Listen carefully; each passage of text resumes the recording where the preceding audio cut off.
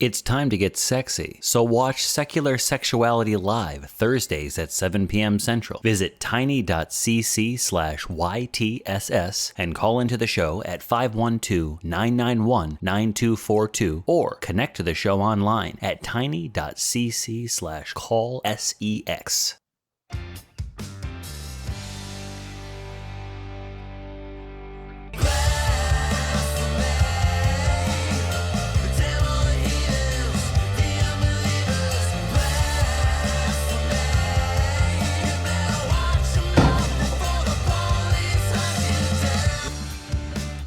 Hello, everybody! Welcome back to another episode of The Nonprofits. This is the show where we discuss news and topics of the day from a skeptical humanist perspective. My name is Laura Magee, and I am here with two of my closest fellow content creators, Nate Smith and Ateo. I am so excited to be with the two of you today. Super excited. Why don't you guys take a moment really quickly to introduce yourselves? Although I think both of you have been on nonprofits often enough that we're pretty familiar with who you are. If you're not familiar with my appearances on nonprofits, you just haven't paying close enough attention. Well, there I'm the can be a host. newbie. There could be, and we do need new subscribers. We're almost at 10,000, so that's fair to say. I am Nate Smith, host of Secular Sexuality on Thursday nights at 7 p.m. Central Time, and Laura's hopefully top 3 favorite nonprofits, maybe top 5. Definitely top 10. Nah, you're Wow, like you're shut like one of my, down. you're like one of my top 2. Oh damn. No, I love being on with both of you. You guys are both definitely top 5, if not like the top 2. Awesome. That's cool. So, Yeah, so Nate, hey, Teo, Nate. Teo. Yeah. Hello, it's your friendly neighbor, Teo el Ateo, su ateo favorito en español. And yes, I'm so happy to be here, guys, as usual. And yeah, you are both of my favorites, too. That's no surprise. That's not secret. Everybody knows about that. And I'm just, 1 year doing this. I'm very happy. I finally talked to my first apologist, and it was a nightmare, as expected. So I'm very happy to be here talking about interesting things today. Well, we are happy to get that off your mind tonight because we have a lot of different stuff to talk about, and it's going to be very fun. Just a reminder before we get started, this show is a product of the Atheist Community of Austin, which is a 501c3 nonprofit organization dedicated to the separation of religion and government and promoting positive atheism. Today, oh my gosh, we're going to be talking about some great topics. We have stuff that North Carolina Lieutenant Governor Mark Robinson's been saying, and there's a lot of it. We have the ethical ramifications of neuroscientific research on monkeys. And we also have the latest on the Catholic Church's attempts to avoid responsibility for the thousands of deaths in the Canadian residential schools. And if those don't keep us busy enough, we do have an additional article about a US man who is suing his psychic for not being psychic enough. I hope we get there. I really I do. hope we do too, but these first 3 articles are some pretty heavy hitters, so we'll have to move through them quickly in order to get to it, but we'll see. As with all of our shows, links for all of the articles are in the news that we discuss are available in the description below. So please feel free to pause this video at any time and read the material for yourself, but don't forget to come back and watch the rest of it.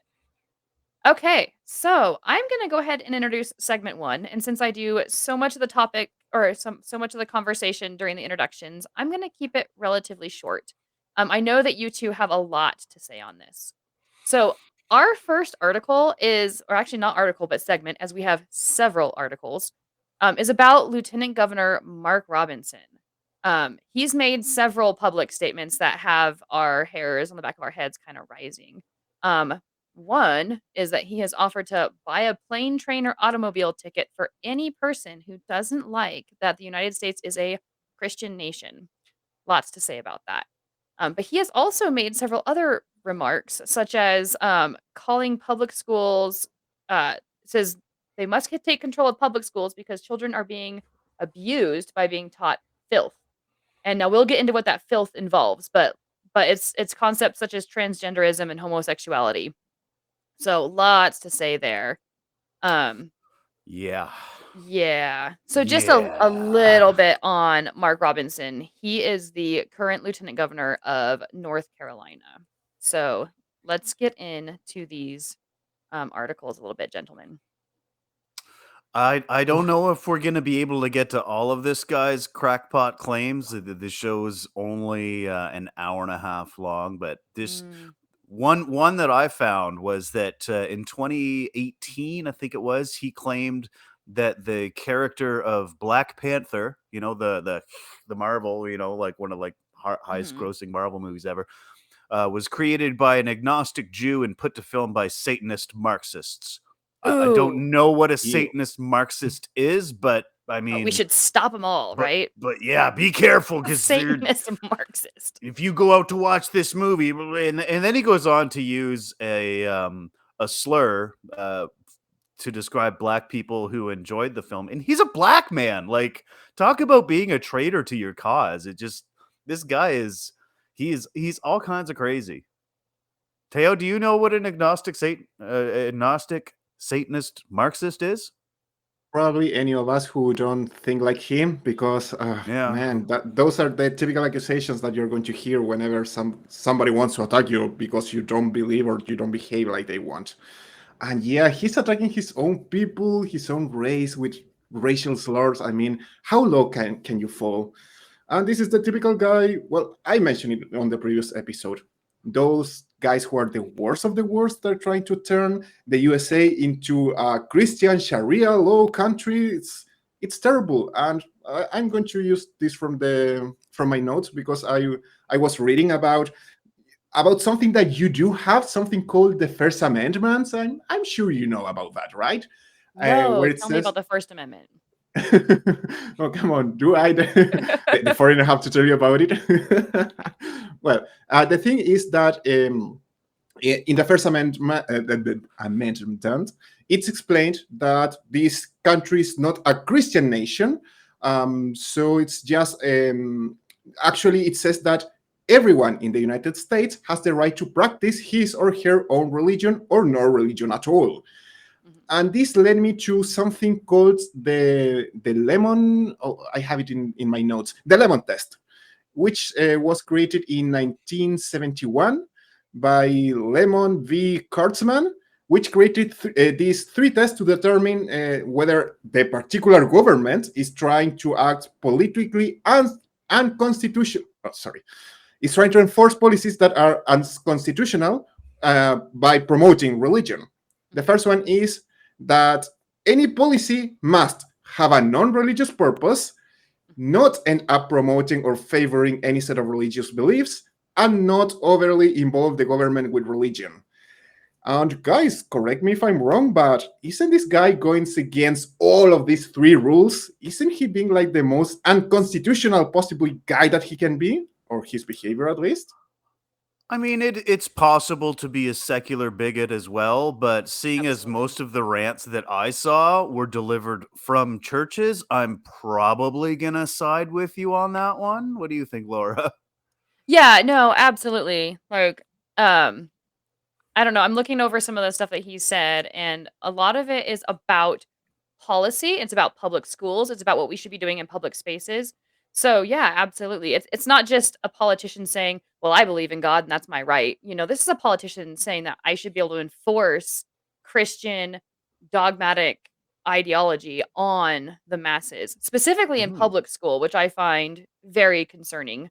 Um, some of his stuff talks about, and I'm trying to find it here in one of the articles, but he talks about that in public school there needs to be Jesus and prayer and such teachings. So I think that you really don't get more I should say it this way, you don't get less of a separation of church and state when you have politicians saying that our public schools should advocate for one god or another. And I don't care which god it is, Christian or Yeah. otherwise. Like if there's any advocation for one single god in public schools, that breaks that separation clause. Well, yeah, that's the thing, right? Like the episode 973 of how the actual facts don't match this right-wing weirdo's assertions. Prayer's not illegal in schools. You're It's allowed to pray in not. school. You can pray in school. they're just not going to set time around to pray to your God. Well, and you And can't that- enforce prayer in school. You can't tell a child that they have to Exactly. pray. And that's kind of what he's advocating for, is like teaching Jesus to all the public school kids. Of And course it further is. teaching things that go against, like, so sexual education, for example, like he'll take the Christian spin on sex ed and say that that's all that we should be offering to kids in public schools, and not offering them education on safe sex practices or things about like different sexuality or different genders. It's like a running narrative, Christian Yeah. narrative. Despite Yeah, he evidence said. from the CDC that teaching abstinence only sex ed leads Yes. to higher teen pregnancies and levels of STIs. Who needs facts when you're Mark Robinson? I mean, sex is biological. It's not something that we turn on and off. And if we can't acknowledge that and can't discuss it responsibly as adults, then we're going to keep having the same issues over and over again, no matter how Mhm. many abstinence programs we push on people. Oh yeah, no, those guys prefer to take women's rights away, and what is going on in Texas, rather than actually educate people, which is terrible. This guy, once again, this guy represents everything that is wrong with those people, and by those people, I mean people who don't want real education, who want to impose their religion in at schools. Who and yeah, this guy had to be the whole package. He is an anti-vaxxer, Mhm. and I'm going to say that for me, this guy is a monster. He dared to publicly say that any politician who tries to convince other Americans to take COVID-19 vaccines should be voted out of office. I mean, he goes that far into his hatred against knowledge, science, and these awful ideas of imposing his own beliefs. And sorry, guys, for me, it's everything that is wrong with the USA right now. I'm not talking about your country, Laura. I'm sure you know more than me about that. But it's everything that I see that is destroying your country from the inside. No, he is the epitome of it. Yeah, no, I agree. And one thing that you struck on is the whole voted thing. You said that he said any politician that supports the vaccinations and all that should be voted out. This is what's so scary, is that he himself was voted in. So he's representing a populace here. Like he has the support Mhm. of his constituents. So when With he says these 43% things, of the popular vote. Sorry, had to throw that in there. that's true, yeah. 43% of So the that's popular one thing vote. that we can definitely talk about that in terms of voting, is that sometimes when these people are voted in, they're only voted in because they got the majority of the votes, not because they got a significant amount of votes. So Yeah. 43%. And I'm guessing that the rest of the votes were split among too many other people to get a different person into office. But His facts are next facts. He was Sorry, I don't mean to interrupt you, Laura. The No, go next ahead. closest person got 40% of the vote, and was also a black person. I think it was a black woman actually, Huh. um, and she was sort of the moderate. But that's the problem, is these vocal crazies. Mhm. They galvanize, and I've said this before. The right galvanizes behind these hot topic word salad issues better than the left does, and that's why we've got Mark Yeah. Robinson. And the right, I've We, noticed, uses a lot more fear-mongering tactics, and that Oh can really yeah. get people's emotions up, and then you kind of feel like you have to vote for these people in order to keep your American values. And I really think that really says something. The fact that someone with so this kind of rhetoric, I would think, is insane. But the fact that he was voted into office and that he has supporters is very shocking. It's not shocking to me. It's disappointing. Yeah, yeah, and of course. Oh, I keep going, thought, Nate. in the interests of the nonprofits, and that we like to attempt to falsify our beliefs, and we like to Mhm. actually believe things for good reason, I thought, I think this guy's wrong. I'm pretty sure I've seen plethora of studies showing that sex ed, and specifically teaching LGBTQ issues Mhm. to kids, is a good thing. So I looked up a couple of studies, and if I may, I would like to throw a couple of statistics out there at you. Absolutely. Let's hear him.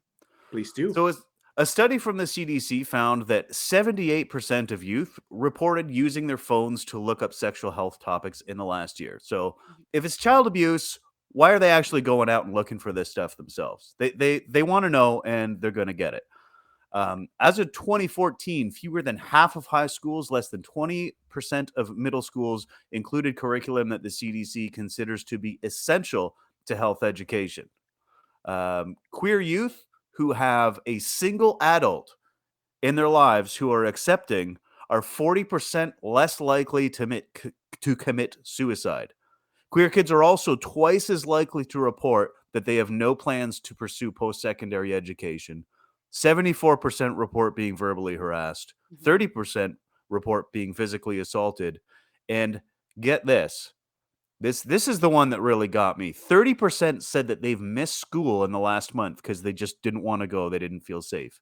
10% missed more than 4 days in So a what does month. that say about the love of Jesus? Those last statistics right there. Like this guy is calling our nation a Christian nation, and he's espousing Christian values and stuff like that. But then he's also calling the LGBT community filth, and he's saying that any teaching in the public school setting about LGBTQ issues is abusive to the children. So I mean, my first question obviously is, what exactly do you consider abusive? But honestly, like I really think that it's shocking to me that you can, on the one hand, espouse the everlasting love of an eternal God, that's just whole and complete. And then you can also, at the same exact time, tell an entire demographic of people who are just trying to live their lives and just trying to not get harassed and bullied and picked on, that they're filth. I mean, that Yeah, well, perpetuates the bullying, don't you think, when his constituents oh hear yeah. this kind of crap? This Of isn't course. love thy neighbor. This this is something This is completely different. ostracize thy neighbor. Yeah, Yeah, and when you this talk is about Yahweh. suicide statistics, that's pretty Yeah. impressive, like that, and impressive in a very negative way, but you're talking Yeah, about, like, a higher rate of suicide within the LGBTQ community, and it's because of this sort of ostracizing and bastardizing exactly. and making them feel dirty and horrible that these children even get to the point where suicide is an option. Religion teaches discrimination. I still remember some people who, when we were talking about why gay people should be able to marry, they were like, "Oh, they're trying to be like us," and it's like, "What do you mean us? They are like us. They are human beings. They are people with rights." But people who had been taught to hate them don't even see them as equals. It's terrible. And yeah, it's sad that these type of politicians, they get so much support from people. You will have to explain to me what is that thing about numbers and percentages. I thought it was just like in everybody everywhere else, that you vote the guy, and the guy with the most amount of people voting for them, they get the position. It's But called anyways, first past the post voting. I have no idea what that is, and I will have to think about that. I'm pretty sure I've heard about it, but as it's politics, it's not that interesting for me. Sorry, people. Well, Uh, sadly, in a two-party system like the United States, Mhm. I'm not aware of any real alternatives. We have it here in Canada, and it's ridiculously dumb. It makes no sense in a multi-party system. But maybe Laura has a better insight into that. I don't know when you say "pass the post," I've never heard about that. So I don't First past the first post. past Yeah, the post, yeah, I don't know what that means. But unfortunately with our voting system, and Nate, if I'm way off base with the whole pass the post thing, then you'll have to come back around to it and explain it. But in terms of how she gets into or how he gets into office, it's just a simple majority. It's whoever gets the most votes, right? So he can get, like you were saying, the next runner up got 40%. If he yeah, got 40.5%, right, he would still be the next lieutenant governor. So it's exactly. it's It's the really a matter first of person to get enough votes that the other person can't win. right, exactly. Yeah. No, so that's what you mean by first past the post. Yeah, I Yeah. got you. Yeah. oh, So that sounds so even good. if they got all the rest of the remaining votes, what he's saying is the other person would still be voted in. Oh, now I get it. We do have that thing where if two are too close, they go both of them go against each other. Oh well. Anyways, so my point was about how they have so many people because they are talking the truth or talking what everybody else don't dare to talk. And this sadly is talking about a huge number of homophobic, xenophobic, misogynistic people who wants to be represented. I read this guy and it reminds me of Chuck Jones and Donald Trump and all their followers. I mean, people, why do you feel that your hatred needs representation? Who hurt you so much that you want your hatred to be represented by those people?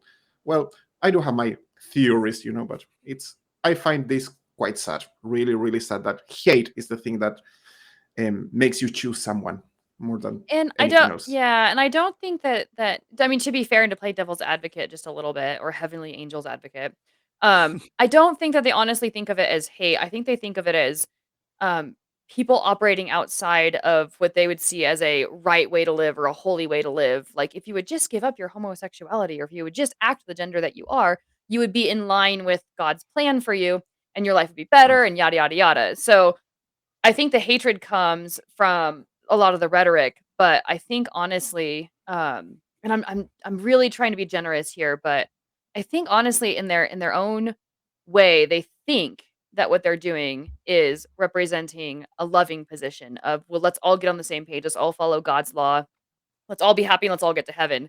What they don't understand is what repercussions their rhetoric has, like, and I think that they do understand, like, logically, but in their mind, there's a lot of, well, that it's not that I hate you, it's that that behavior is dirty, it's wrong. Like, we would say stealing is wrong, we would say murder is wrong. They kinda lump a lot of social behaviors in Yeah, with like that don't hurt anybody, that don't have any actual moral ramifications, um, I so think you're right. yeah. It's because now that you mentioned that, I have seen a lot of people saying, "No, these people are imposing their homosexuality onto us," and they actually feel that recognizing that these people exist is something bad and against them. It's Right. I think that's the root of it all. That like they feel attacked when people start getting rights, when people start being recognized as people, and they can't just erase them and say, "No, no, no, no, they are evil" or something like that. I'm inclined to be less charitable, being on the spectrum myself. Um, Mhm. I think what you're talking about, Laura, definitely applies to a lot of moderate Christians, I would but say everyday what Christians. yeah. Definitely not Robinson for sure, but I'm just like the everyday voter. Yeah, well, this I mean, this guy's like if you listen to his speeches, I listened to 2 and I couldn't listen to any more. Yeah, He's pretty literally bad. calling out anyone who disagrees with him to fight him. Yeah. He's like, come talk to me and I'll sort you out. I'm a big And strong he's man, blah blah blah." what he's saying that really gets to me, and I know we need to move on pretty soon to the next couple articles because we've got some Yes. really good ones, but one of the things that he says to me, or that what he was saying to me is that, he the call for people to leave the nation if they don't want to be in a Christian nation and to go live in a non-Christian nation. Like that mentality just boggles my imagination. And that's where I don't have any sort of leniency or gratuity whatsoever towards that kind of rhetoric of how on earth do you live in a place that's supposed to be a melting pot? It's supposed to give freedoms to Mhm. everybody. It's supposed to be a place of like love and opportunity and equality. And it's just eh, that kind of rhetoric, it blows my mind. Yeah, he kind of forgot e pluribus unum, I think maybe, and went with the other one. Yeah. All I right. just So, sorry, I'm just before we wrap up, I just want to point out a quick thing. Head coach of the Oakland Raiders was forced to resign over racist, homophobic comments here. I think it was yesterday or the day before. It was revealed that he sent a bunch of rancid emails with all sorts of hate speech, and he has to resign. How is it that an elected official does this and he's so allowed to stay in office? it is interesting How? that you say that because NBCnews.com did report that people are calling for his resignation. So Oh people's yeah. the hairs on the back of their necks are up. People are angry. So his resignation is being called for. Whether or not that actually happens, like I don't foresee that. I would be actually pretty pleasantly surprised if it does happen. But at least those voices are out there saying, "Hey, let's get this guy out of office." And then Final Teo, word I want there. to give you the last opportunity to speak on this article before we move on. Yeah, thank you. Final word before we wrap it up. Yes. It's good that this happened, that people start getting upset at this and that they are taking action. The Blue Power Ranger, my favorite guy, he was harassed to such a level that he had to quit because he was gay and he was being bullied by all the other actors and everybody on set. And Mhm. nobody thought that was wrong back at the time. Yeah. So, yeah, we should live in a society where that doesn't happen anymore. Yeah, and baby steps just don't seem to be fast enough, do they? Hmm. Okay, well, thank you guys for your input on that article. We're gonna move on to the next one, but first, I wanted to get some announcements out there. So, because of everybody's dedicated viewership, this is really exciting. We are over 9,000 subscribers. I'm heading towards 10,000. So if you guys haven't heard on any previous episodes, once we hit 10,000 subscribers, we'll be able to start doing fundraisers. So obviously, if you're already subscribed, you can't subscribe again. What you can do is you can share with your friends, family, coworkers, neighbors, share with everybody. Just get it out there. And let's hit that 10,000 subscriber mark. Once you've Let's subscribed, yes, and hit that like button and make sure you set your notification bells to on so that you get those notifications every time that there's going to be a show. Just as a reminder, I know you're watching it now. You might be watching it pre-recorded at a later time. So if you want to catch it premiering live, it's every Sunday at 3 p.m. Central. One more little bit of information. As you're aware, the atheist community of Austin has a new YouTube channel. Not so new now, but check it out. It's the Atheist Experience Network, and it's where we've put together all of the, and by we I mean the people that actually do the work, not myself. We put together all of the shows. You can find it at tiny.cc/AEN podcasts. And there you can listen to all the episodes of all of the shows that we put on. So nonprofits, atheist experience, secular sexuality, truth wanted, etc., etc., etc. You will not miss a single episode. Okay, so What show? what show? What show? Secular sexuality, and all the other I forgot shows. about that one. Every single one of them. All right, Teo, take us on to segment 2. Ooh, segment 2, quite interesting one. Thank you, BBC, for this interesting article. Please, people, read it on the description. Neuroscientific research on monkeys is ethically troubling but vital. People, I think that you will have to read this, and I want to introduce this topic with one important concept that I talked about last week. That is the monkey sphere. I hope you like this. Look at it. It's beautiful. So, what is the monkey sphere and why am I talking about it? The monkey sphere, if you didn't watch the previous episode, is this idea that we social species tend to get people closer to us, and we can care for a certain amount of people. In the humans, the number is 150 approx. But what happens when somebody who is from another race, from another religion, gets closer to your monkey sphere? You start appreciating people who are from that race, from that religion, etc., etc., etc. The idea of the monkey sphere talk about how we care for people that we consider closer to us. And the farther that people are from our monkey sphere, the less we care about them. And I have to mention the monkey sphere because I know that my opinion is not going to be popular right now. Because in this article, we are talking about if either is ethical or not to experiment on monkeys in order to help ourselves, help humans with new cures. Guys, you have to read it on your own because there are a lot of stuff to analyze in here. But my opinion is that, guys, monkeys, I love them. They are our cousins, but they are very far from our monkey sphere. And other humans are closer to our monkey sphere, or at least personally, I feel it like that. So even though I have talked about how I hate when people torture animals, I'm against hunting, I'm against fishing, I'm against sports that use animals. And I do consider immoral working with monkeys, but I consider it even more immoral working with humans. And I could argue that it's also not very moral not to try to develop cures for terrible diseases that we have nowadays. So, yeah, I'm really sorry. I find this immoral. I find it terrible, but I think that is the lesser evil. And for now, it's the only way that we have to research this. The option would be to torture humans. And even though I do know a couple of rich guys who would be perfect for that, they are rich. They will never get there. So that is my introduction about this topic. That's why I feel that it's kind of justified despite being immoral.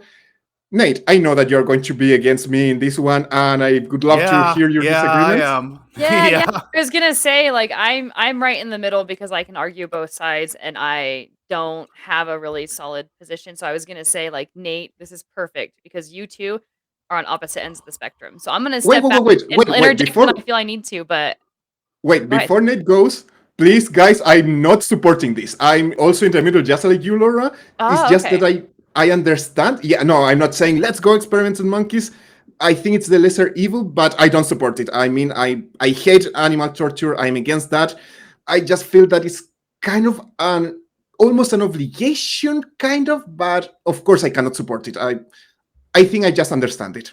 So yeah, that's it. Nate, all yours. It's all yours. It kind of stuck with me how you said you're against hunting and fishing, but then experimenting on animals is the lesser of two evils in the same sentence. That those Yeah. two seem to be in conflict to me.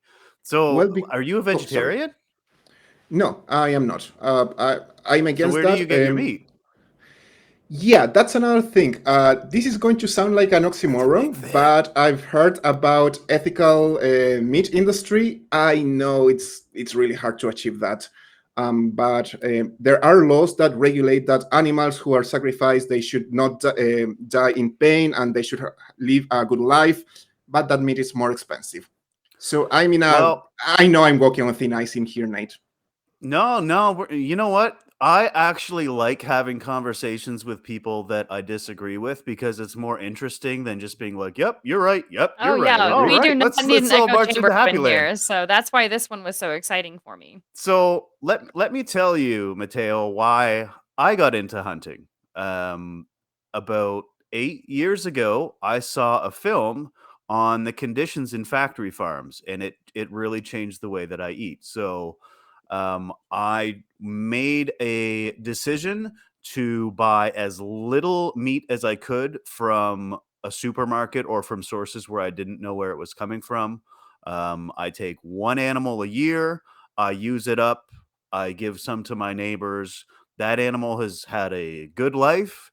That animal is killed humanely, butchered humanely, a lot better than these animals that are kept in factory farms. I get most of my chicken, eggs, that sort of thing from a little farm that's on my way to work. And so I agree with you when you say that we need to try to minimize suffering. And it's not financially possible for everybody to live a fully vegan lifestyle. It's not Totally even agree. like some people just don't want to, too, right? And, I don't think it's unethical to eat meat.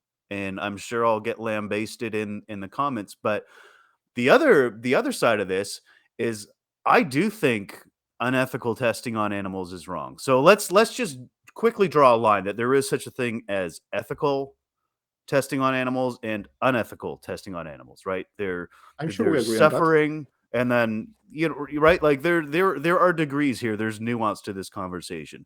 I mean, if we're peeling their brains open and poking them with sticks, that's one thing, right? And if we're talking about this sort of experimentation that a country like China is likely to be doing, that they're going to be far less likely to be treating these animals humanely. They don't even treat their citizens humanely. So that So, is where I'm 50-50, and I'm gonna interject really quick. sure, That is sure. where my ethics, I'm on the fence because I don't like the idea of experimenting on animals, especially when they can't give consent and when there could potentially be suffering, right? As you said, there's shades of gray, so there could be definitely observations and experiments that can be done without any harm to the animal whatsoever, and that's another discussion to be had. And I think that there's an Mhm. argument for that, but what my first impression was is, even if it slows down our progress, we need to really minimize how much we're experimenting on animals, especially primates, as we've already been able to show their level of intelligence is much higher than we used to think it was, and we're certainly potentially causing a lot of suffering. But when they talked about in the article, it talks about how Europe and the United States have such a high degree of laws protecting the suffering or against the suffering of animals that to allow other nations to do the research would undoubtedly increase the suffering that those animals are suffering because they don't have those same regulations. And that was a tricky one for me. It's like we could do it poorly and badly and unethically, but they could do it even more poorly and worse and more unethically. And so that is, I guess, where I think Teo might be coming from, where he says, like, I'm against it, but I kind of see the point of it, or I can see an argument for it. What were your thoughts on that? Because I got stuck there. That's where I was like, ooh, I can't pick a solid side one way or another. That was a pretty easy one for me. I mean, China's doing it too is the worst excuse to perform unethical testing on animals that I've ever heard. We we have our laws in place Mhm. because we have a higher moral standard. We have values where we have our bigger in group, as Teo was saying, Mhm. right? We include primates, and then to a lesser degree other mammals, Other animals, and yeah. then to a lesser degree other living things, Mhm. and that's fine to have. Um, and the focus of this article seemed to be that we're going to lag behind in neurological research, potentially Yeah. military, potentially medical. And I'm reading this and I'm like, I don't really care if we're behind on some sort of Unethical weaponized behavior. yeah, like there's lots of other ways that humans have found to hurt each other. And like the writer of this article was kind of evoking images of some future state of like total war with mind control lasers being fired at our soldiers. And I think that was a bit sensationalist. I don't yeah, Um, I must have gotten a Yeah. different focus because I thought it focused more on the medical aspect of, like, us being behind medically, and it Yeah, I that was was thinking is about the it where was same. in there. It was yeah, I sly, mean, it but was in there, but that wasn't I didn't pick up on it the same way that you did. But I will say that, like, that again is kinda where I get stuck because the point that the author made was that we're gonna still benefit from it. Like, we're gonna have the medicines and we're gonna have the technologies, we're gonna buy it from China and all this other stuff. And it's like, ugh, that makes me really uncomfortable. Just like the factory farming, like knowing that my meat comes from an animal that was raised in horrible, terrible conditions, makes me not wanna eat that kind of meat, right? So the idea that the research for this product that could be saving human lives was accomplished on the backs of the suffering of these animals. It also feels a little bit like I'm benefiting yeah. from China and these other nations allowing these animals to suffer. So it's a Nate, tricky one. Nate, what would you think if we could keep doing kind of those experiments, but minimizing at minimum the harm done to animals? Could that be a little bit better, or do you think that it's still not acceptable? Or I don't know if not acceptable is what you think. Absolutely. Less suffering. Less suffering and slower progress is better Yeah. than faster progress.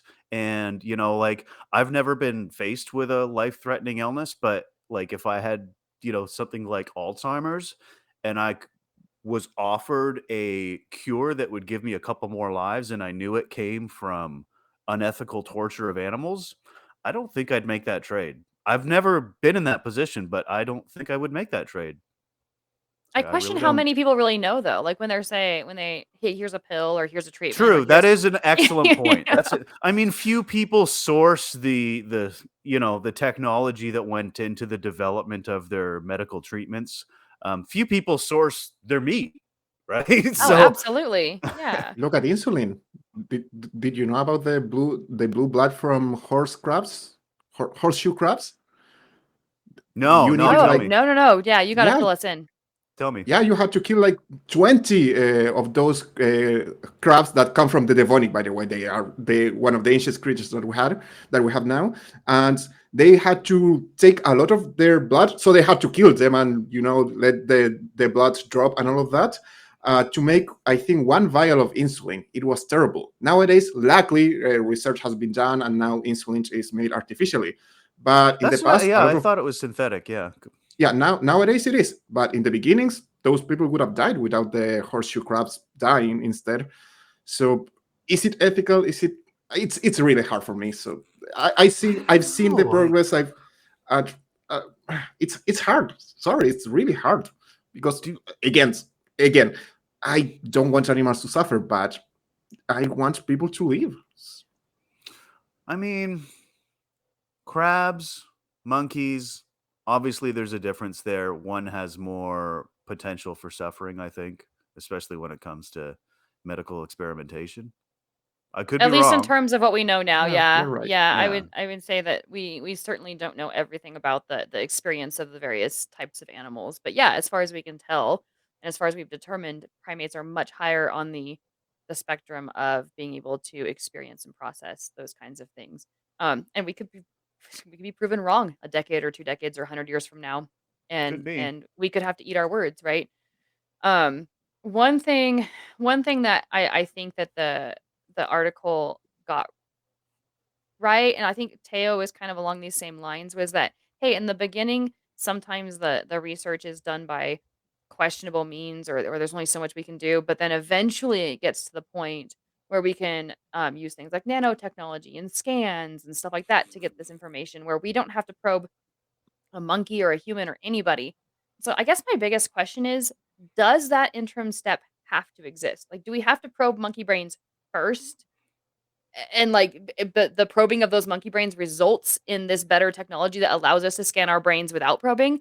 Or can we develop the technology to scan brains and just skip the probing altogether? Like, is that something that can be accomplished with human ingenuity? And I kind of suspect it could be. Oh, I think I'm not sure, but I think that they mentioned that in the article that it was not possible because there is a lot that we still don't know about the brain. You can Mhm. kind of develop neurons and study them, but certain parts of the brain, that's not possible. Not Right, yet. because we don't Yes, have the technology yet. Not Right. yet. Yeah. So exactly. do we have to put it off a decade or two, but then eventually do it without any harm to any other animal whatsoever? That would be amazing. That's Ah, what I was saying is I will take slower progress. I will take, China having a lead on mind control laser super weapons or whatever it was this author was trying to get at. I think we got a really different impression from this thing cuz he's just I don't know, there was a bit of fear mongering in there that There kind was of definitely fear mongering, and the whole idea is that one nation being ahead of another nation, it's almost like we are constantly at races with each other to be like the top nation in this and the top nation in that. And I think there's this idea that America has to be at the leading edge of absolutely freaking everything. And if that's true, we should probably start with our education system. And maybe yeah, just maybe our economy. And then go from there. yeah, I sure. just ignored that. Sorry. Guys, it's terrible that we as humans have to study the world around us in order to understand it. Too bad there is not a God who knows everything and can tell us stuff like that, right? Too bad that we have to do the research on our own. So sad.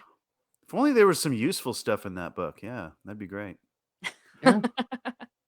Okay, well, let's move on from that conversation and get closing thoughts in because we've got two more articles to get to, gentlemen. So, what are your closing Sure. thoughts on the ethics of primate testing for neuroscience? I think Teo, you I'm want going to go to. first? I don't have much to say. I think that if you hunt only one animal a year about the hunting, I think I wouldn't be as oppressed or sorry, as against us hunting as I am, because I usually see people who say, "I'm bored. I'm going to go and kill some birds on the countryside," and they kill animals for fun, and I despise that. Okay, hunting for sport is fucking sadistic and evil. Yeah. I love that both of us totally agree on that. Yeah, and I see the same for fishing. About fishing, people fish for fun, not because they Oh, and want to eat catch fish and or they release need is to. probably one of the most evil, like, well, not most evil. I'm not gonna put it that high up on the scale, but that's pretty damn bad.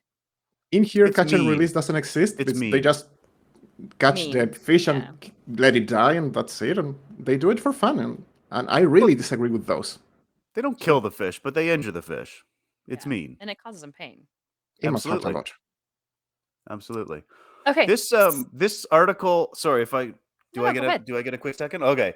Cuz this whole article reminded me of the trolley problem. If you guys I don't know if you guys know Yes. heard of the trolley problem where, Totally. there's a train headed down a track towards 5 people Mhm. and you're at the switch and if you flip the switch, the train goes down a different track and kills one person.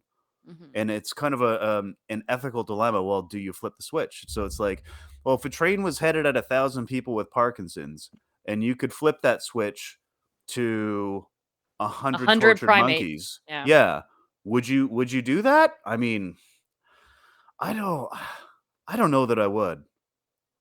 Yeah, I That's a love tough how one. you the analogy that you use there. I think that's an appropriate analogy. Yeah, it's very difficult because we want to minimize suffering overall, and obviously, like all of us are at least a little bit speciesist, and so we're like, well, you know, let's definitely see the human suffering to the highest extent that we can.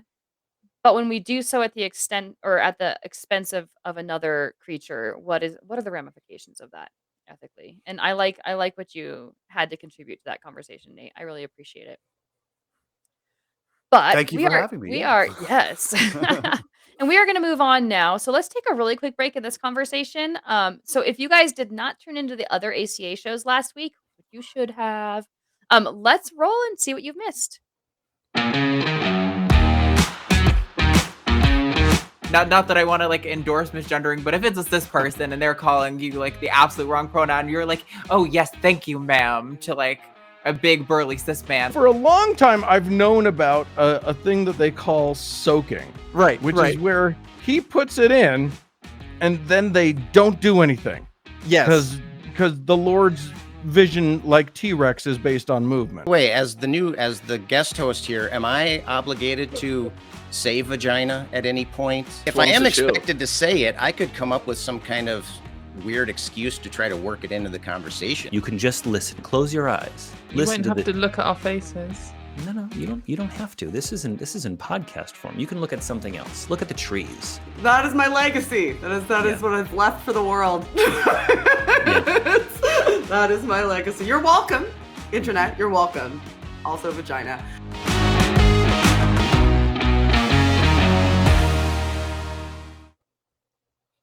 So there you have it. I always love the shorts. Yeah. Oh man, I love those. The Lord's vision is based on movement. Okay. So on that note, Nate, you have a lot to say about segment 3. So why don't you walk us through the articles for segment 3?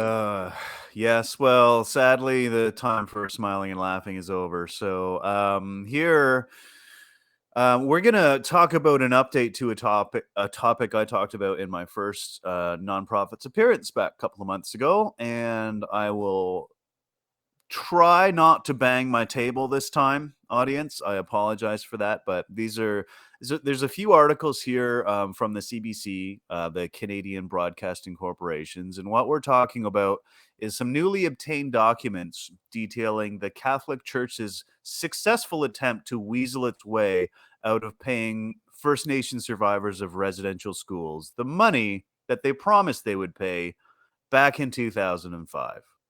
So there's a lot to unpack. I'm just I'll throw a couple of quick facts out there, and then we can discuss. So, quick facts: the Anglican, Presbyterian, and United Churches all paid the amounts that they said they'd pay.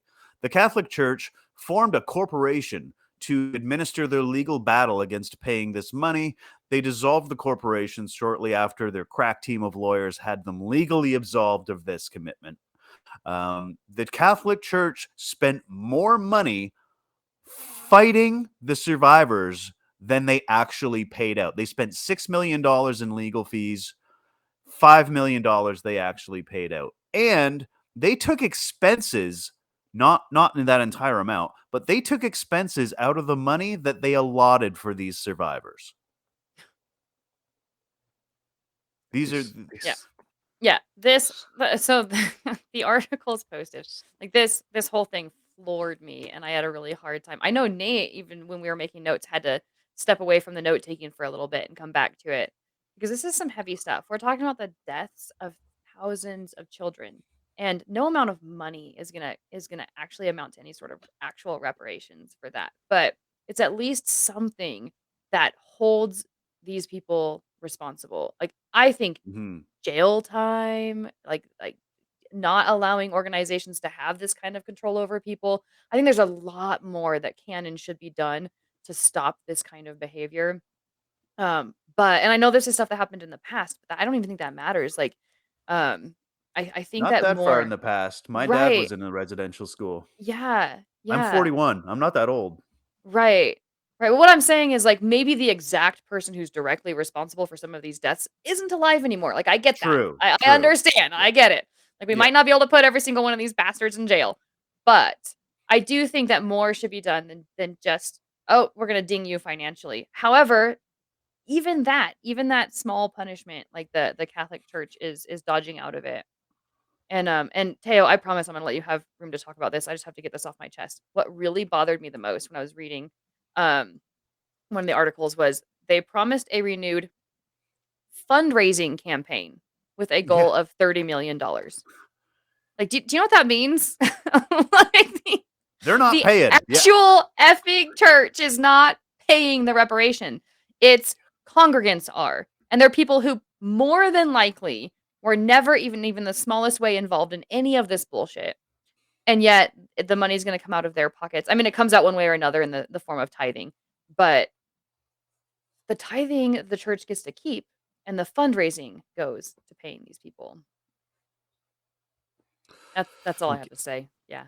Teo, take it away. Yeah, this this is awful in so many ways. I was telling Nate before we started how when I made the episode about what happened in Canada, this episode broke me. I mean, it started with 250 children.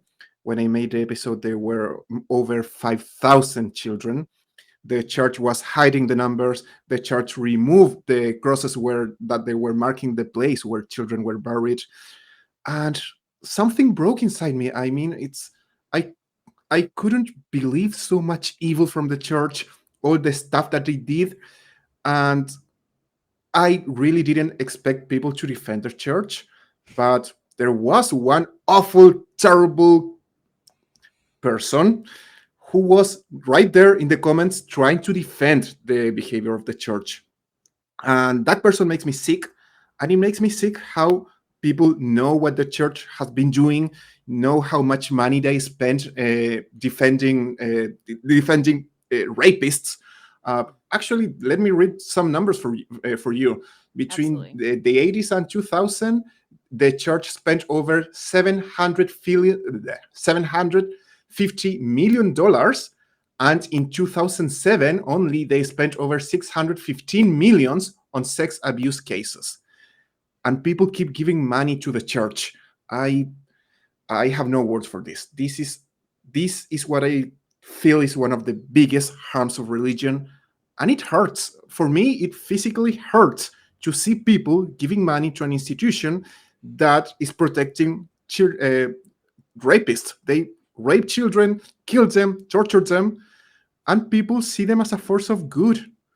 It's I just have no words for it, and this really affects me greatly because I want to have faith in humanity, but these type of things, it's just too much for me.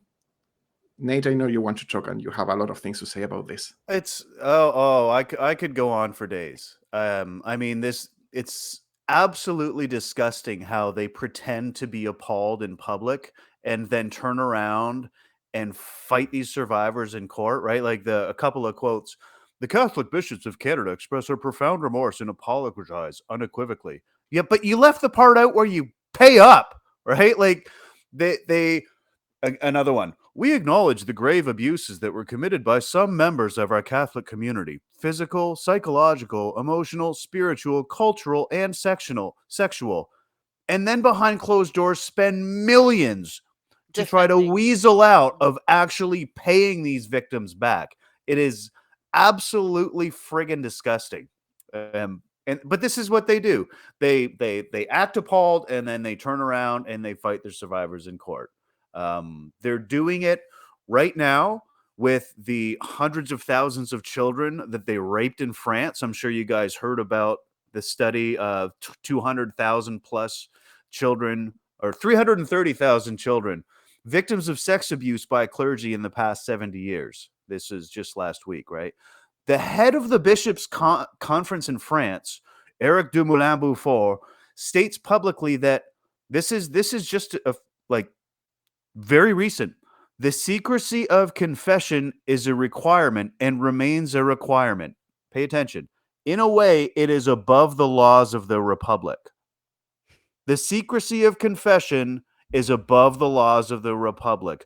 On the heels of a report saying more than 250,000 children were sexually abused, and then expresses shame and horror, but likely not at the fact that these children were victimized, but that they just got busted for covering it up. I was gonna say that. I was gonna say, are you ashamed of the behavior, or ashamed that your behavior has been aired to the public, and that now everyone knows what's going on behind closed doors? Like this, Exactly. absolutely floors me. So I have typically been one of those people that's like, hey, a person's personal beliefs is a person's personal beliefs. Let them have it. No big deal. I don't care what freaking God you believe in. I don't care if you believe in magic and crystals and all that stuff. And I don't care. Right. Um, when it comes to the church as an organization, as a group, that's when I get really floored when it becomes really important to me to be more of an activist, right? Because now you're talking about big mega churches that are swindling people out of their money so they can go buy private jets and have these $6 million properties. You're talking about people that are committing sexual atrocities against children that aren't being charged. You're talking about people who can commit all sorts of laws or break all sorts of laws and not be held responsible for it because they have the protection of the church organization to which they belong. So that to me is the epitome of why I understand the idea of protecting someone's religious preferences or religious beliefs, but I don't agree with the protection of religious organizations above and beyond the law. I think that they should be held to the exact same standards, if not higher, if they're saying that, like they're godly and holy and good and great. Okay, well then why don't you put your actions where your words are and be held to the same standard or higher than everybody else is? Like Instead of I get protecting. worked up. But they think it's still the 15th century, right? Like this Yeah. guy that has stated that he thinks the confession is above the law. The French interior minister literally summoned this bishop to a meeting where he told the bishop that professional secrecy is criminal and that priests must report abuse allegations they heard in confessions. Like how bad is it that you need to pull the head of the Catholic bishops and and say, oh, hey, by the way, if one of the members of your clergy tells you they committed possibly the greatest evil that a person could do, you should probably tell somebody. And then he comes out of that meeting and says, well, I think there needs to be some more work about how we handle confession. Like, what? What? Yep. How Okay, is this so confusing? How is this conflicting for you? This is a yeah, no-brainer, man. yeah. How is there an ethical Common dilemma in your sense. head at all? Yeah, no, Yeah. okay, so this is why I probably could never be, well, aside from the fact that I'm a woman, why I could never be a Catholic priest or anyone that takes any sort of form of confession. Put yourselves in that person's shoes, the one collecting the confession, the one hearing it. Never could I ethically live with myself hearing I just raped a child and me going, okay, well, say, whatever you need to say and do whatever you need to do and God forgives you and move on and not do a single effing thing about it. I, as a human being, could not be in that position. So my question is, what are the morals of a person that can sit there with the understanding that people are being hurt by other people and that I'm not going to do a damn thing about it because confession is holy and I'm not supposed to say anything to anybody? I would at the very least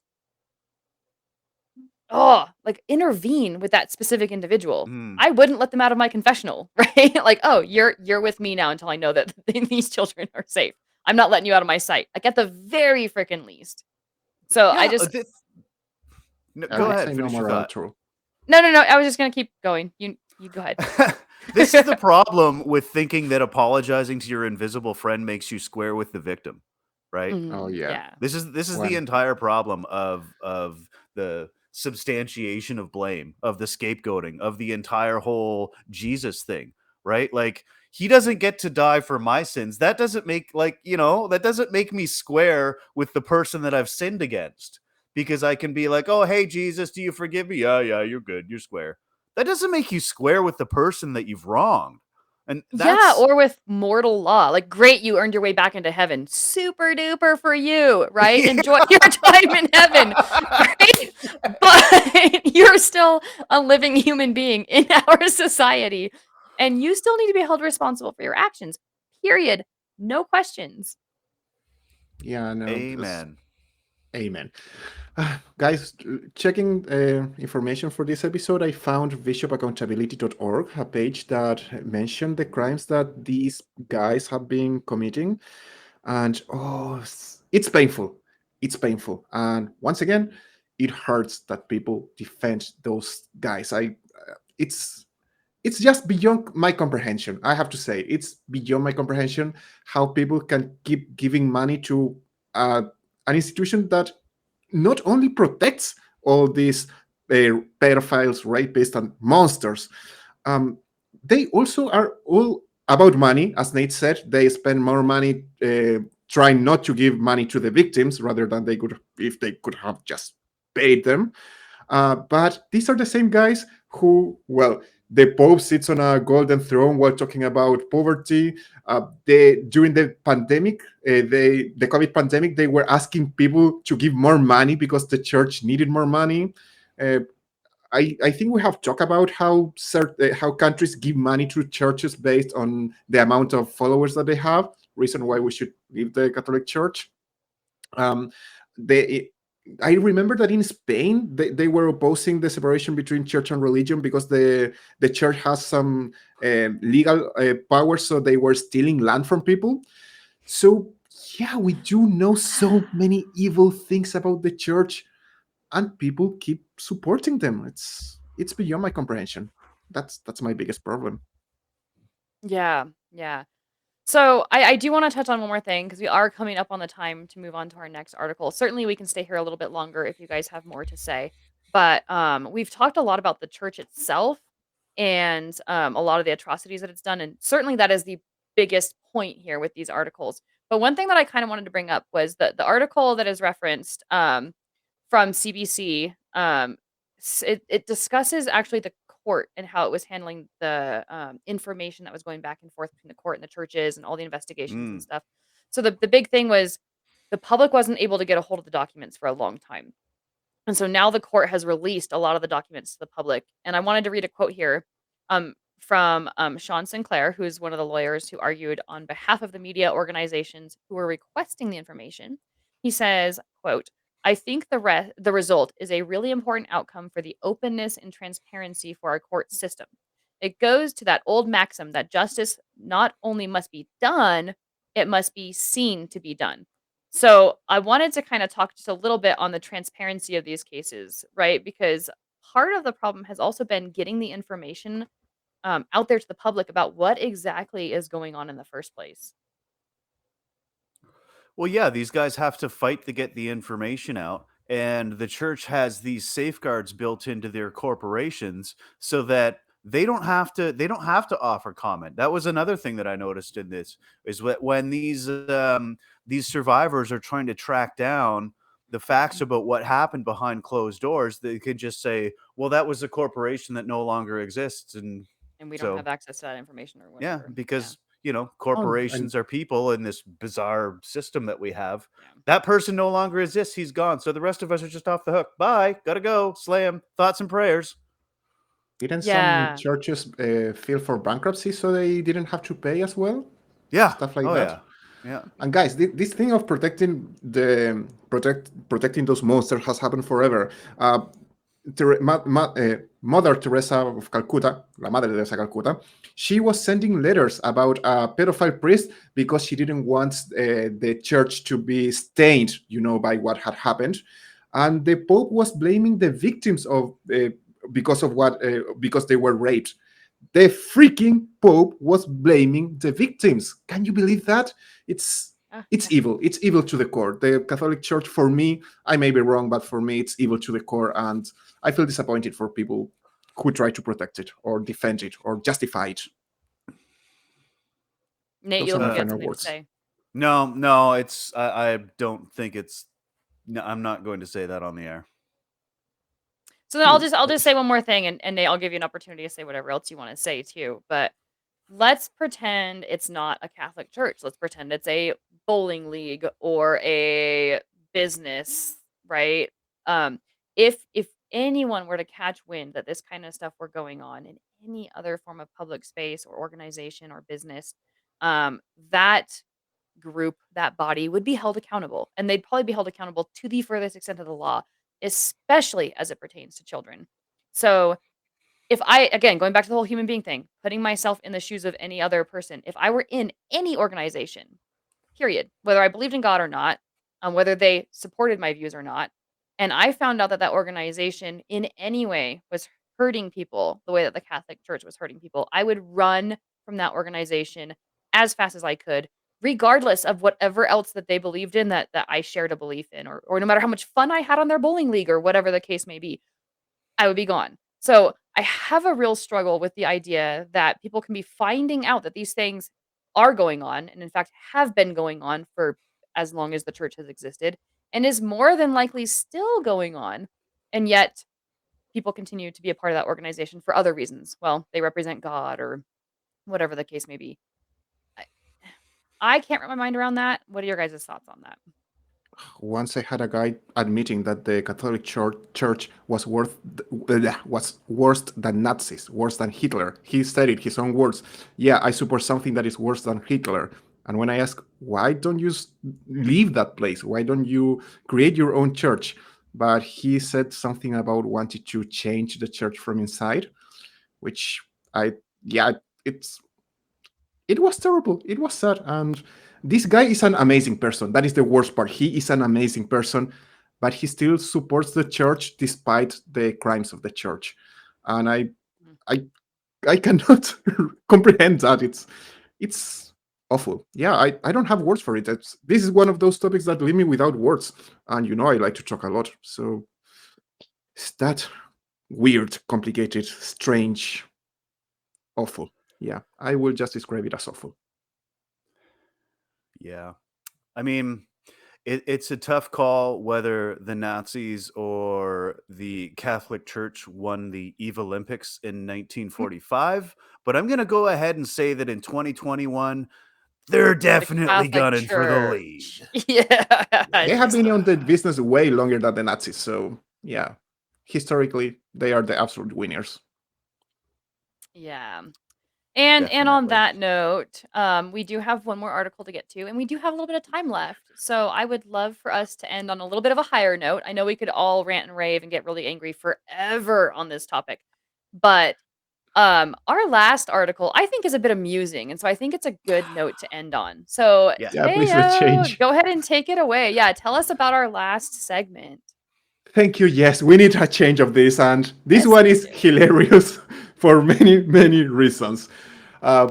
So, guys, once again, go and check the article. Thank you, BBC, for this interesting article where an US man, it's not Florida man this time, sues Florida psychic man. yeah, Florida man. It's always Florida man. Yeah, it's always. So this guy sues psychic who promised to remove his ex-girlfriend's curse. And there is an American saying that I really like, and I loved it when I learned, which is, a fool and his money are soon deported. And this applies perfectly, because this guy went on his own accord following some, either he's Googled this or he found publicity and followed it. But he went with a psychic love specialist and PhD life coach. Yeah, he followed this person, and obviously she realized she had a sucker in front of her. So she told him immediately after reading the tarot for him that there was a course by his ex-girlfriend who hired a witch to curse him. And yeah, you can imagine the result. After paying $1,000, this guy the name is Restrepo. Mr. Restrepo says that Mrs. Adams, the tarotist who read for him, did not help in any way. And he said that his marriage has been suffering, he and his marriage have been suffering from sleepless nights, anxiety, and anguish. Because, he didn't see the magic working from this magical person. So, guys, what is your opinion on that? Magic meter. Yeah.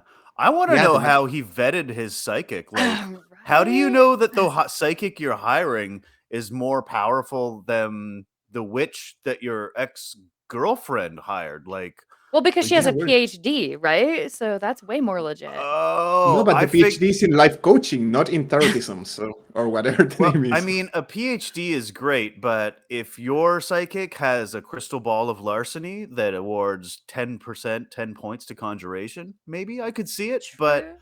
Until that comes out, like what methods do these like this is mind-boggling. I to know me. it's the Like, battle how of the did you psychic and the arrive? witch, and you're right. Yeah, How do you know right? that psychic is more powerful than that witch, right? Yeah, So what really exactly. got me about that is that he didn't say, "Oh, you swindled me. You're not a psychic. Psychics don't really exist," or whatever. He said, "You didn't actually break the curse," which leads Mhm. me to believe he may potentially still believe that there's a curse. He He totally totally didn't believed. learn his lesson. He, Yo, yeah, no. That's why he can't sleep. He's sure that there is a curse on him, and he hasn't and his seen. marriage is now falling apart because of this curse that she didn't break. So Yeah, It's I've totally the seen. curse's fault your marriage is falling apart. Also, I've seen witches fighting each other, and sometimes witches (quotation mark) those people go and hit the other person to stop them from making the curses, and people pay for that. They pay like, yeah, go and beat that other witch, so her curse is Wait, broken. wait, you've seen a witch fight? Did they Um, turn anyone into a newt? That's all I want to know. oh, I wish they had, but no. The And if guy got so, better, did they most get likely. better? I it's knew still a you newt. were going there.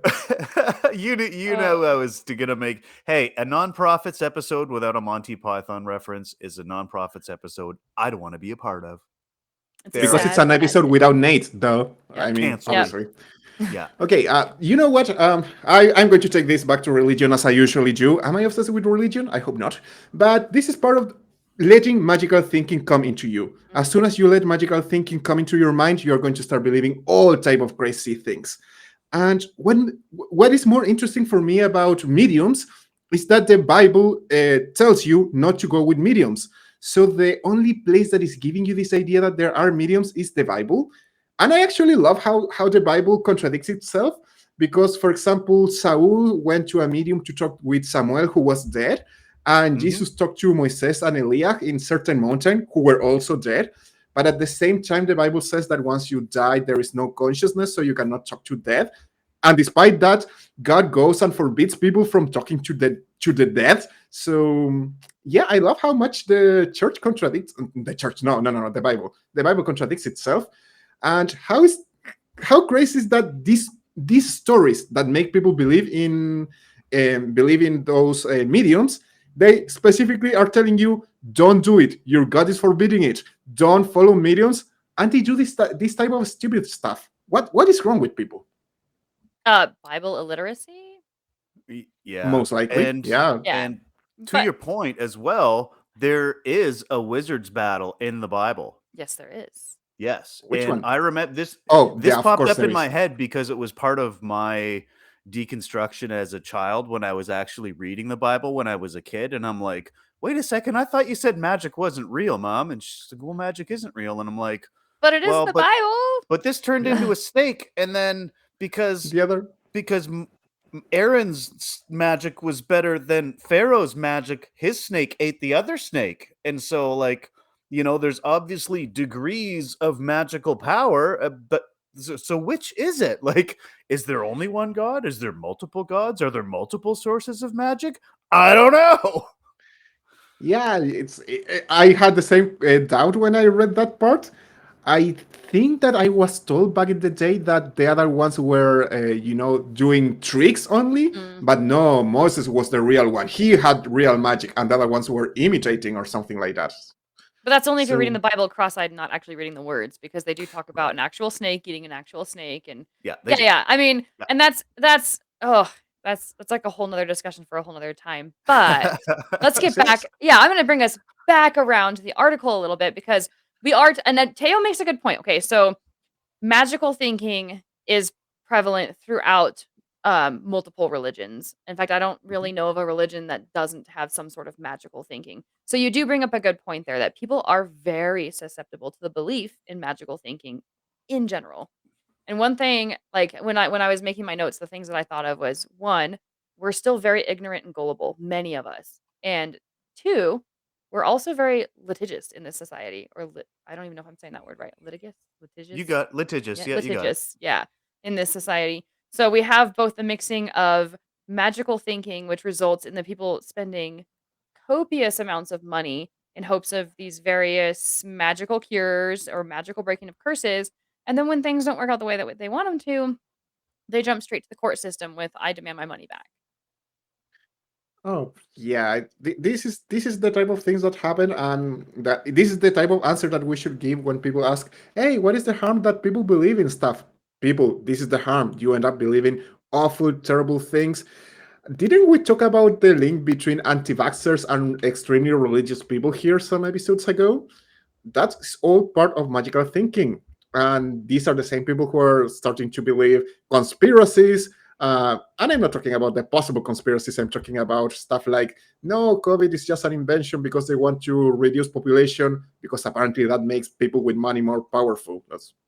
That's what you say when you don't understand about economy. Oh man, yeah. Yeah, and that's the problem. Magical thinking opens the gates to all those silly stuff that people can believe, and they are going to be scammed.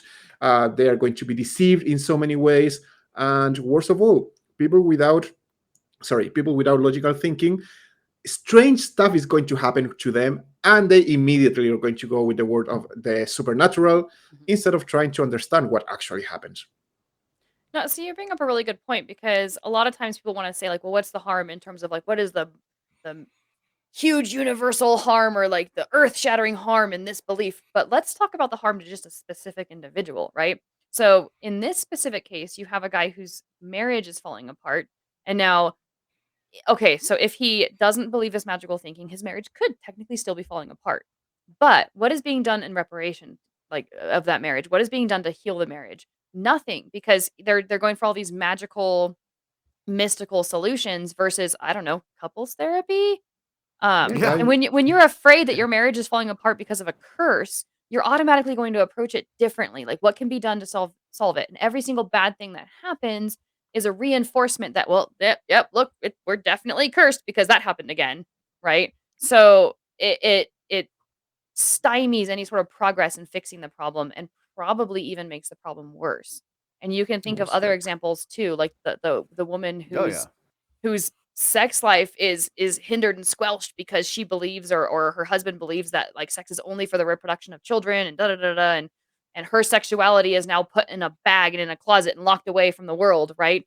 Because they're convinced that this magical being out there doesn't like female sexuality or whatever. So I mean, it might not have huge monumental universal repercussions, but it has repercussions for that individual and for the individuals that they convince of this same truth. Well, Yeah, I could beliefs summon, inform actions. Absolutely. That's the whole point. Beliefs and inform actions, Yeah. and doesn't matter whether you go to a psychic instead of a couples therapy, or whether you vote for a slug like Mark Robinson, right? This is this leads to bad stuff happening. I'm going to argue against you guys. I mean, not against you, but I think that Laura is actually. I think that it does have earth-shattering possibilities. Have you heard about those guys who are so into their religion that they are going to reject all science because it contradicts their religion, and they don't want to do anything to change global warming or climate change because Right. God is powerful. Because the God rapture is created the coming. and the rapture is coming, Yeah. and they keep destroying the world. They don't care about our effing planet. We live in this place, people. This is our only home, and you want to destroy it because of a stupid fantasy about an eternal life during a magical genocide. Yeah, instead of It's taking care terrible. of what's right here in front of you right now, you're gonna be seeing to some Yeah. eternal other Exactly. place that you're gonna go to when you die. You bring up a good point. So I would only clarify that I don't mean that there aren't huge repercussions to some beliefs.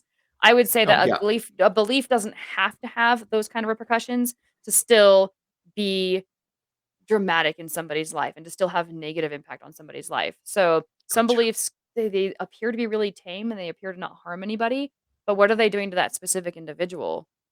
Right? And what are they doing to how the individual parents or how the individual approaches other people or how they approach conflict or the world around them, right? So it does have at least some repercussions, even if it seems silly on the Absolutely. outside. Like going to a psychic to break a curse, right? It sounds kind of silly and like there's no potential repercussions, but clearly there are because the guy's life is falling apart. Well, yeah, it affects how you vet ideas. Yeah. Oh, look at superstitions. How those things can destroy your life because you don't want to go outside certain day, you don't want to walk for a certain place, and it's all based on magical thinking. And yeah, following the idea of the monumental repercussions, then you have certain presidents who are chosen because religious leaders are telling their people, vote for this guy. He's the new, not Antichrist, he's the second coming of Jesus or stuff like that. Or is demonic not voting for this guy as your president? So yeah, I understand, Laura. You're totally right. Yeah, there are small ways of getting harmed by magical thinking, and there's at the big same ways. time, yeah, I want to add that there are also huge ways Oh, of how absolutely. we When hurt. when you talk about a specific ideology having beliefs attached to it, right? And then so you feel like you have to support those beliefs. And now you're talking about voting for the person who's more likely to support those beliefs. Or the lesser of two evils, which has come up a lot in our last few elections. Like, well, we don't like any of the politicians, but we have to vote for the lesser of two evils. No, you don't. Like, no, you don't. There's a But third option. right there, yeah, or many more options. But the idea is that I have all these beliefs that are very core to me, and because I have those beliefs, I need to now go vote for this person that is the most likely to support those beliefs, even if I know him to be reprehensible, him or her, even if I know that person to not be the best for that office. So yeah, absolutely, there are some really big repercussions to magical thinking in general. Um, what do you guys think about the rest of the article? Like, where he's now seeing, okay, so it says he spent $1,000 initially, but he spent a lot more money overall. He says overall he spent $5,100. It's $5,100 to exercise the spell, right? So overall he paid, so the 1,000 was up front, and he paid a lot more overall. There's that. There's how do you spend that much money and justify it? But then he's also seeking $25,000 in damages. So we're talking big. We're talking, I mean, you think about the dollar, like, I'm sorry, the corner psychic that you pay, like, $25, get your palm read or whatever. And Yep. okay, maybe it's a little bit harmless. It's like a couple of Starbucks coffees or whatever. We're talking big money. Thousands. Yeah. I guess. Well, I read the money that he's asking for, and that is because of the emotional damage that he suffered. Uh, yeah, I mean, poor guy. I think that the first time she asked like for 6,000, $6,000, and then he made an initial deposit of 1,000, and nothing changed, and that's why he has been suffering all this time, and he is suing. Yeah, I guess it's better that he tries to sue than just say, okay, she just deceived me and leaving. I don't know, Nate. I mean, behind closed doors, I can't help but laugh at this guy. In public on the nonprofits, I feel like I should say that the guy's kind of a victim of his own shitty Okay, there you belief go. system. Okay. So I do feel bad for him. I definitely don't think he should win this case. But I do feel bad for people that are victims of this poor epistemology. Like, he's arrived at this whole system of thinking he knows that psychic forces are real and isn't demanding any sort of evidence for, results before he goes and Wait. gives the psychic another $1,000 or another $1,000. He's just like, this is what this is the whole problem. This is kind of why I like doing shows like this. This is why I engage with anti-vaxxers at work, because these people are victims of shitty ideas, and folks like us, folks like the folks in our audience, we can make a difference. You can engage these people, and it is frustrating, but we can win.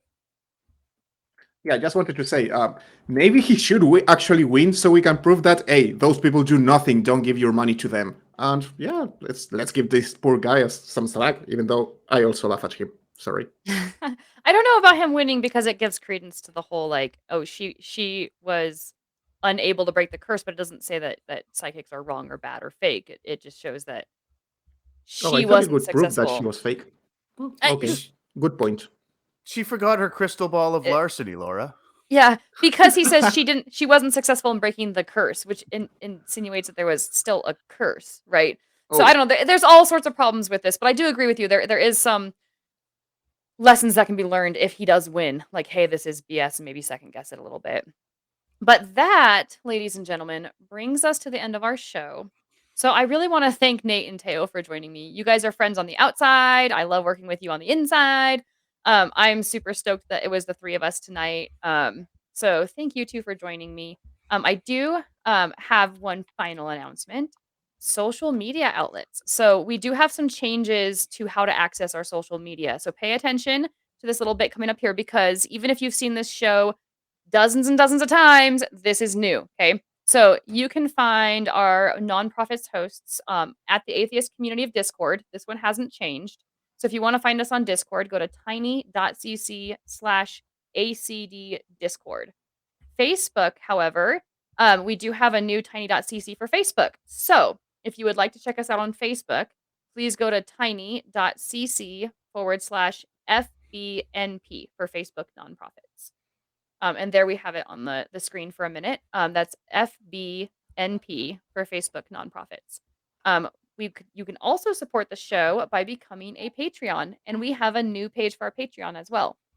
That is tiny.cc/PatreonNP, and that's at the bottom of the screen here. tiny.cc/PatreonNP. If you guys happen to find yourself shopping on Amazon, an easy way to support the atheist community of Austin is by going to smile.amazon.com and selecting the atheist community of Austin. What that does is it gives us a little bit off the top. It gives us a little bit of money for your purchase, and it doesn't charge you any extra. So we really appreciate that kind of support. Lastly, we really value your feedback. So if you're not in chat, or even if you're not on Facebook, or even if you are, another way that you can get a hold of us is by emailing us directly at nonprofits@atheist-community.org. So that way you can send us an email and communicate with us that way. Thank you guys all for joining us, whether you're joining us for the live broadcast or whether you're pre-recorded but live, or whether you're joining us far later down the road. Thank you guys for watching, and we will catch you all next time.